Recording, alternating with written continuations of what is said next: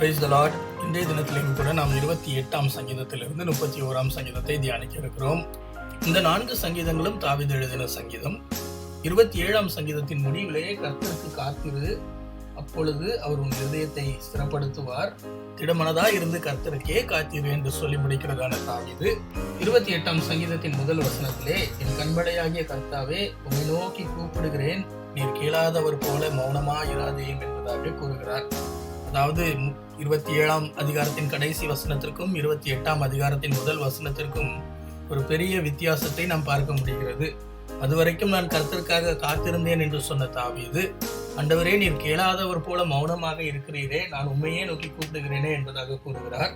2ஆம் வசனத்திலே, உம்மை நோக்கி சத்தமிட்டு உம்முடைய பரிசுத்த சன்னதிக்கு நேராக கையெடுக்கையில் என் விண்ணப்பங்களின் சத்தத்தை கேட்டருளும் என்று சொல்லி ஆண்டவரிடத்திலே அவர் ஒரு கேள்வியை வைக்கிறார்.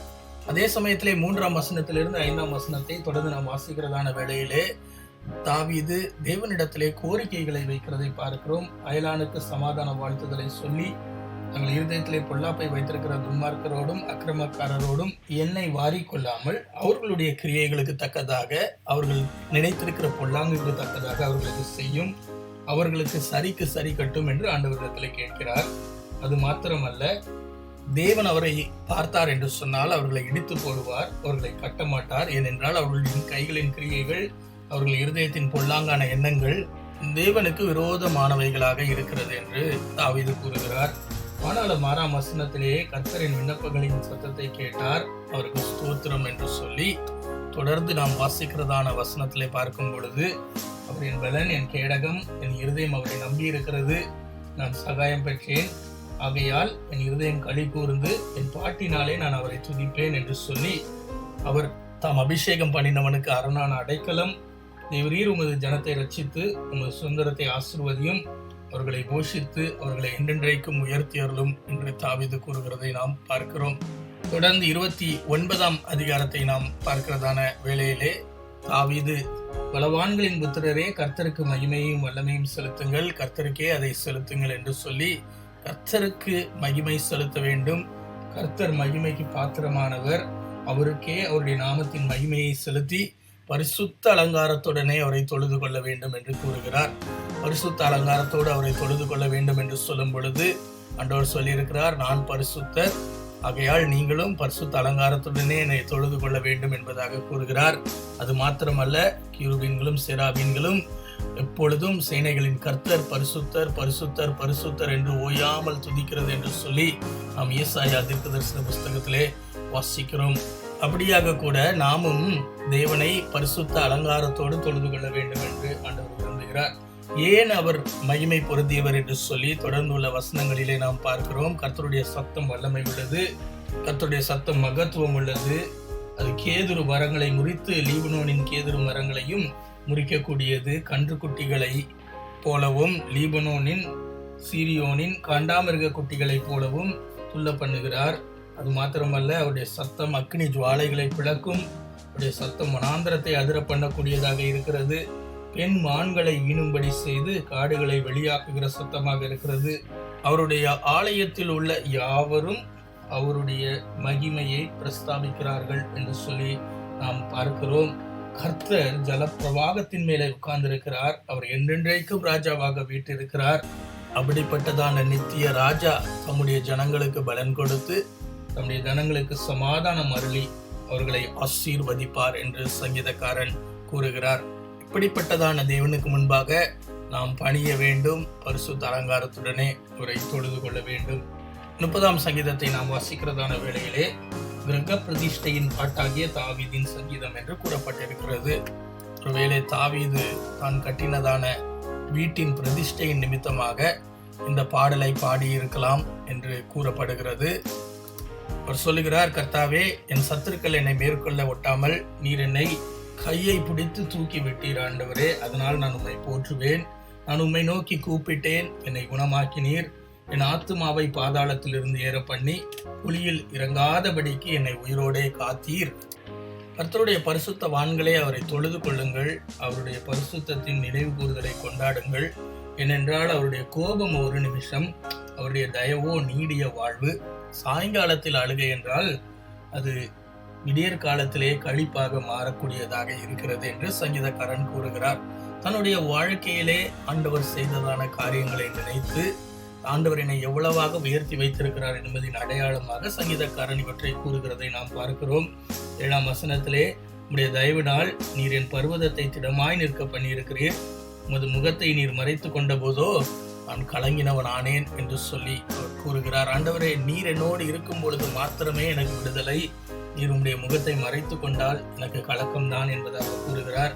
அது மாத்திரமல்ல, நான் குழியில் இறங்குகிறேன், என் இரத்தத்தால் என்ன லாபம் உண்டு, புழுதி உம்மை துதித்து உமது சத்தியத்தை அறிவிக்குமோ. ஆண்டவரே, நான் உயிரோடு இருக்கும் பொழுதுதான் உம்மை துதிக்க முடியும், நான் குழியில் இறங்கும் பொழுது, நான் மரித்த பிறகு என்னை அடக்கம் பண்ணுகிறதுனாலே நான் உம்மை துதிக்க முடியாது, அப்பொழுது உம்முடைய நாமத்தை மகிமைப்படுத்த முடியாது என்பதாக அவர் கூறுகிறார். நீர் எனக்கு செவி கொடுத்து என் மேல் இரக்கமாயிரும், எனக்கு சகாயராயிரும் என்பதாக அவர் கேட்கிறார். மாத்திரமல்ல, 11ஆம் வசனத்திலே சொல்றார், அவர் என்னுடைய புலம்பலை ஆனந்த களிப்பாக மாற பண்ணினார், என் மகிமை அமர்ந்திராமல் உம்மை கீர்த்தனம் பண்ணும்படியாக என் இரட்டை களைத்து பொழுது மகிழ்ச்சி என்னும் கட்டினாலே என்னை இடை கட்டினீர், உம்மை என்றென்றைக்கும் நான் துதிப்பேன் என்று தாவீது கூறுகிறார். ஆண்டவர் தன்னுடைய வாழ்க்கையிலே தன்னுடைய கவலையான காரியங்கள், ரெட்டு உடுத்துகிறதான காரியங்களை மாற பண்ணி புலம்பலின் அனுபவத்தை மாற்றி ஆனந்த கண்ணீரின் அனுபவமாக மாற பண்ணினார். சந்தோஷத்தை என்னுடைய வாழ்க்கையில தந்தார் என்று கூறுகிறார். இது நிமித்தமாக நான் கர்த்தரை துதிப்பேன் என்று சங்கீதக்காரன் கூறுகிறதை நாம் பார்க்கிறோம். தொடர்ந்து 31ஆம் சங்கீதத்திற்குள்ளாக நாம் வரும் பொழுது சங்கீதக்காரன் முதல் 8 வசனத்திலே தேவன் மீது வைக்கிறதான நம்பிக்கையை உணர்த்துகிறார். ஆண்டவர் தான் என்னுடைய கண்மலை, என் கோட்டை, உமது நாமத்தின் நிமித்தம் என்னை வழிகாட்டி என்னை நடத்தும், நான் உண்மையே நம்பி இருக்கிறேன், நான் வெட்கப்படாதபடி செய்யும் என்று சொல்லி, எனக்கு விரோதமாக இருக்கிறவர்கள் எனக்கு வலையை விரித்தார்கள், அதிலிருந்து என்னை நீர் விடுவிக்க வேண்டும், நீரே என்னுடைய அரண், உம்முடைய கையிலே என் ஆவியை ஒப்புக் கொடுக்கிறேன், நீரே என்னை மீட்டு கொண்டீர் என்பதாக சங்கீதக்காரன் கூறுகிறதை நாம் பார்க்கிறோம். அதே போல நாம் 9ஆம் வசனத்திலிருந்து 18ஆம் வசனத்திலே தேவனே நீரே என்னுடைய தேவன் என்பதாக தேவனை அவர் முன்னிறுத்துகிறதை நாம் பார்க்கிறோம். ஆண்டவரே, எனக்கு இறங்கும், நான் நெருக்கப்படுகிறேன், என் பிராணன் சஞ்சலத்தால் வருஷங்கள் தவிப்பினால் கலந்து போகிறது, அதுபோல என் சத்துருக்களாகிய யாவர் நிமித்தமும் என் அயலாரின் நிந்தனை நிமித்தமாகவும் நான் எல்லோருக்கும் நிந்தையும் அருக்களிப்புமாக மாறினேன், வீதியிலே என்னை கண்டவர்கள் விலகி ஓடிப்போகிறார்கள், செத்தவனை போல நான் எல்லாராலும் மறக்கப்பட்டு இருக்கிறேன், உடைந்திர பாத்திரம் போல இருக்கிறேன், எல்லோருடைய அவதூறத்தையும் நான் கேட்க வேண்டியதாக இருக்கிறது, எனக்கு விரோதமாக ஆலோசனை பண்ணி என்னை அவர்கள் பின்தொடர்கிறதுனாலே திகில் என்னை சூழ்ந்து கொண்டது என்று அநேக காரியங்கள் தன்னுடைய வாழ்க்கையிலே நடக்கிறதாக கூறுகிறதான தாவீது. ஆனாலும் நானோ கர்த்தாவே உம்மையே நம்பி இருக்கிறேன், நீரே என் தேவன் என்று சொன்னேன் என்பதாக கூறுகிறார். என்னுடைய வாழ்க்கையில எப்படிப்பட்டதான போராட்டங்கள் இருந்தாலும் நான் கர்த்தரை நம்பி இருக்கிறேன், அவர்தான் என்னுடைய தேவன் என்பதாக கூறுகிறார். மாத்திரமல்ல, என்னுடைய காலங்கள் உம்முடைய கரத்திலே இருக்கிறது, என் சத்துருக்களின் கைக்கும் நான் போகிறதான இந்த துன்பமான பாதைக்கும் என்னை நீர் விடுவித்து தப்பிக்க வைக்க முடியும், அதே போல என் மேலே உம்முடைய முகத்தை பிரகாசிக்க பண்ணி கிருபையினாலே என்னை இரட்சியும் என்பதாக அவர் கூறுகிறார். ஆண்டவரே, நான் வெட்கப்பட்டு போகாதபடி செய்யும், துன்மார்க்கர் வெட்கப்பட்டு பாதாளத்திலே இறங்கட்டும், நீதிமானுக்கு விரோதமாக பெருமையோடும் இகழ்ச்சியோடும் கடினமாக பேசுகிற பொய் உதடுகள் கட்டப்பட்டு போவதாக என்று ஆண்டவரிடத்திலே அவர் விண்ணப்பங்களை வைக்கிறார். இப்படி விண்ணப்பங்களை வைக்கிறதான தாவீது நாம் 19ஆம் வசனத்திலிருந்து 24ஆம் வசனத்திலே பார்க்கும் பொழுது ஆண்டவருடைய மகத்துவங்களையும் அவருக்கு பயப்படுகிறவர்களின் வாழ்க்கையிலே செய்கிறதான காரியங்களையும் அவர் கூறுகிறதை நாம் 19ஆம் வசனத்திலிருந்து 24ஆம் வசனத்திலே வாசிக்க முடியும். உமக்கு பயந்தவர்களுக்கும் மனுபுத்திரருக்கு முன்பாக உம்மை நம்புகிறவர்களுக்கும் நீர் உண்டு பண்ணி வைத்திருக்கிற உம்முடைய நன்மை எவ்வளவு பெரியதாக இருக்கிறது ஆண்டவரே என்று ஆண்டவரை பார்த்து கூறுகிறார். இது மாத்திரமல்ல, கர்த்தர் தமது அரணான நகரத்திலே எனக்கு தமது கிருபையை விளங்க பண்ணினார், அதனால் அவருக்கு ஸ்தோத்திரம் என்று ஆண்டவருக்கு ஸ்தோத்திரம் செலுத்துகிறார். இந்த கண்களுக்கு முன்பாக இராதபடிக்கு வெட்டுண்டேன் என்று என் மனக்கலக்கத்திலே சொன்னேன், ஆனாலும் உம்மை நோக்கி கூப்பிட்ட பொழுது என் விண்ணப்பத்தை கேட்டீர். கர்த்தருடைய பரிசுத்தவான்களே, நீங்கள் எல்லோரும் அவரிலே அன்பு கூறுங்கள். உண்மையானவனை கர்த்தர் காத்து இடும்பு செய்கிறவனுக்கு பூரணமாய் பதிலளிப்பார். கர்த்தருக்கு காத்திருக்கிறவர்களே, நீங்கள் எல்லோரும் திடமனதாயிருங்கள், அவர் உங்கள் இருதயத்தை ஸ்திரப்படுத்துவார் என்று தாவீது கூறுகிறதை நாம் பார்க்கிறோம். பிரியமானவர்களே, எப்படிப்பட்டதான சூழ்நிலை மேலே தாவீது சென்றாலும் அவர் தான் கர்த்தரை நம்பி கர்த்தருக்கு காத்திருக்கிறதிலேயும் கர்த்தரை துதிப்பதிலேயும் எவ்வளவும் தவறவில்லை என்பதை நாம் பார்க்கிறோம். நம்முடைய வாழ்க்கையிலேயும் கூட இதை நாம் கடைபிடிப்போம் என்று சொன்னால் தேவனுடைய இரக்கம், அவருடைய கிருபை நம்முடைய கஷ்டமான சூழ்நிலைகளிலே நம்மோடு இருந்து நடத்துகிறதாக இருக்கிறது.